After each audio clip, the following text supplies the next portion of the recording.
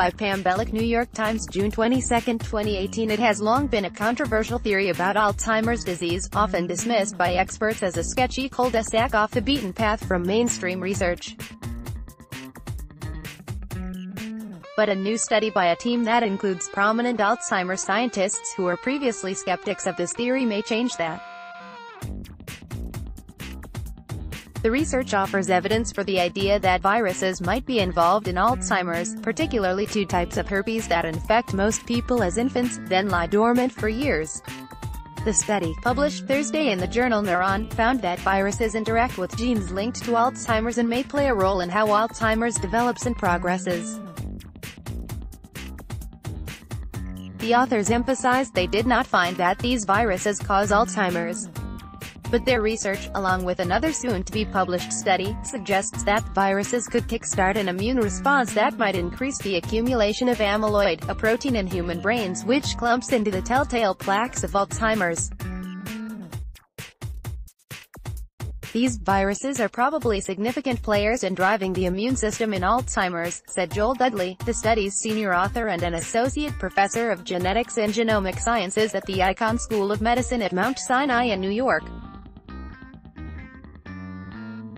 "I think they're like gas on the flames of some pathology that may be immune-driven. If so, that could change the course of research and possibly lead to treatments and new ways of screening. This definitely brings up the potential role of infection or infectious particles in the pathology of Alzheimer's," said Dr. John Morris, director of the Knight Alzheimer's Disease Research Center at Washington University School of Medicine in St. Louis. Morris, who was not involved in the research, said it provided the strongest evidence to date for a viral role. The study analyzed samples from nearly 950 human brains in 4 different brain banks, and found links to the genetic, molecular, and clinical symptoms of Alzheimer's. "It's a very complex disease, and the answer's not going to be one thing," he said. "If viruses are a part of that, we definitely need to take a look at it." The new findings will be bolstered by another upcoming study in Neuron, led by Rudolph Tanzi and Robert Moyer, neuroscientists at Massachusetts General Hospital and Harvard, who have broken ground on the virus idea for years.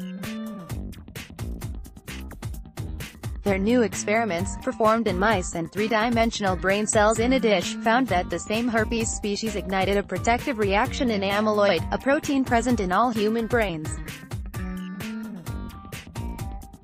Tanzi describes this as seeding the amyloid, causing it to ensnare the virus in fibrous nets that form plaques.